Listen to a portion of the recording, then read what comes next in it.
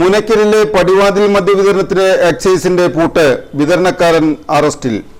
NABL accredited ലാബുകളുമായി സഹകരിച്ച് premium health ചെക്കപ്പുകൾ affordable നിരക്കിൽ ലഭ്യമാക്കുന്നു. കൂടാതെ ടെലിമെഡിസിൻ സൗകര്യവും. MHL smart labs.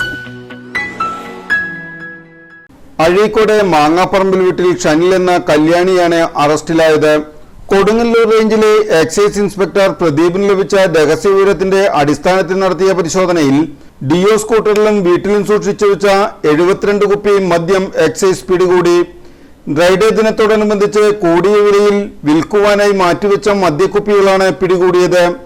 നേരത്തെ മദ്യവിൽപ്പന കേസുമായി ബന്ധപ്പെട്ട് കല്യാണിയെ എക്സൈസ് പിടികൂടിയിട്ടുള്ളതാണ്.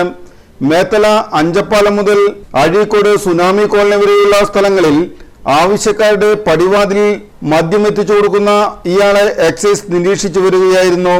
അസിസ്റ്റന്റ് എക്സൈസ് ഇൻസ്പെക്ടർ ഗ്രേഡ്മാരായ Moyish, Sunilkumar, Shivan, preventive officer Aneesh, Rajesh, Benny, civil excise ഓഫീസർമാരായ സാബു, സിജാദ്, സനത് സേവിയർ, വനിതാ സിവിൽ എക്സൈസ് ഓഫീസറായ Shruthi, civil excise officer driver Sanjay എന്നിവരാണ് പ്രതിയെ പിടികൂടിയത്.